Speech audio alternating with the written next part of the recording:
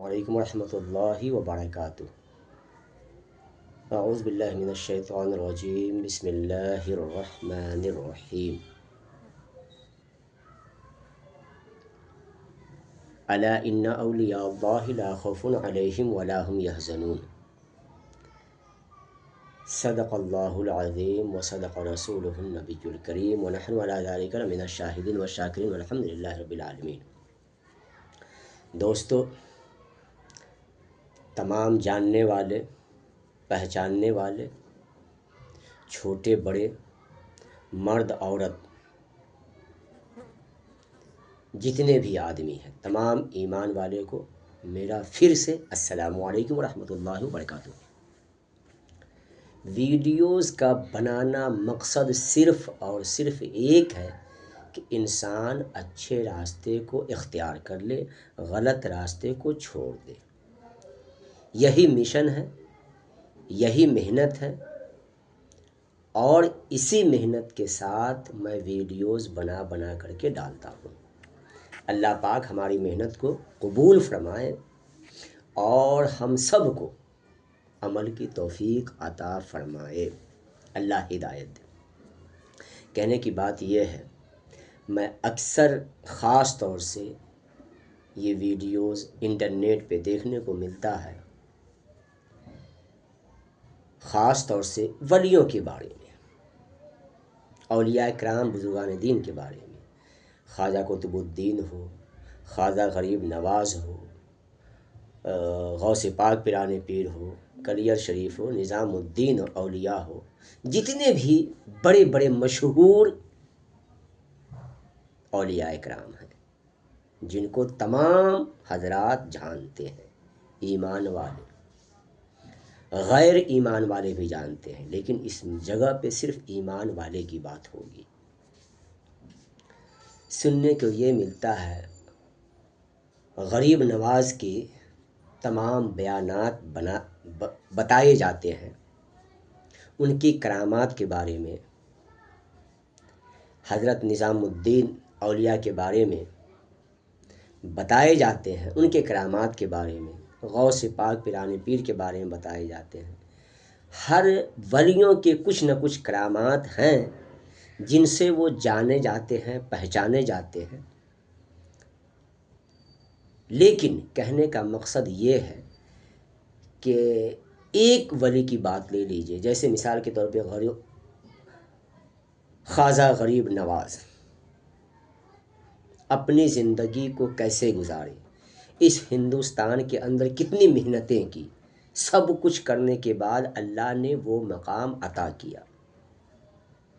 یہ سننے میں کتنا مزہ آتا ہے، لیکن کیا آپ نے اپنی زندگی کو کبھی ان کے بتائے ہوئے طریقوں میں ڈھالنے کی کوشش کی ہے؟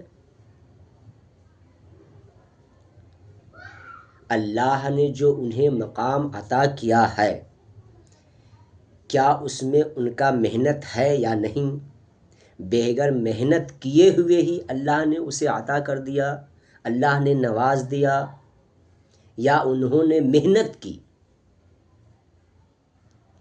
اللہ کو یاد کر کر کے، رات کو جاگ کر کے، عبادتیں کر کر کے، قرآن پاک پڑھ پڑھ کے، ہر چیز خواجہ غریب نواز نے وہ کام کیا جس میں اللہ کی رضا ہو، اللہ راضی ہو جائے۔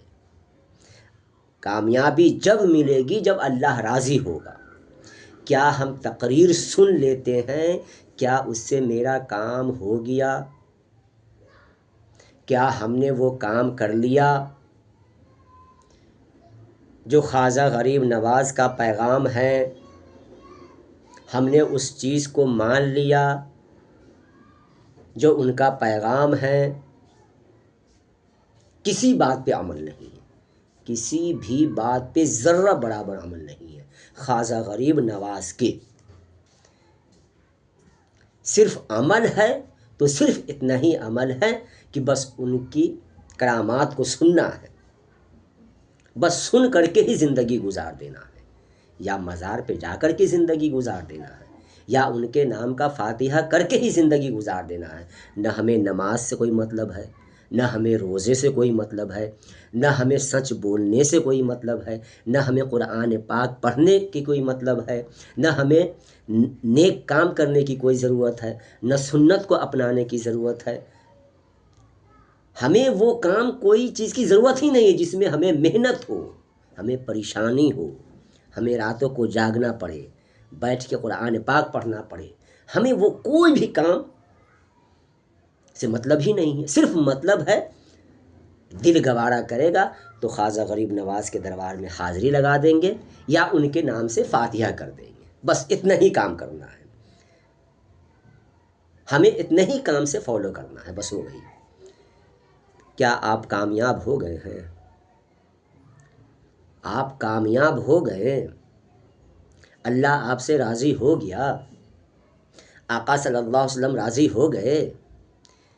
کیا خواجہ غریب نواز خود وہ راضی ہو گئے آپ سے؟ آپ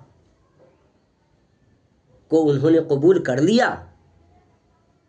کبھی بھی نہیں، کبھی بھی نہیں، کبھی بھی نہیں۔ اگر سچے مسلمان ہیں، ایمان والے ہیں نا، تو کوشش یہ کریں جو انہوں نے کر کے اپنے چاہنے والوں کو، ایمان والے کو، کلمہ پڑھنے والے کو، آقا صلی اللہ علیہ وسلم کی امتی کو جو پیغام دیا، جو دے کر کے گئے اس دنیا سے، اس پہ عمل کیجئے، پھر کامیابی ملے گی۔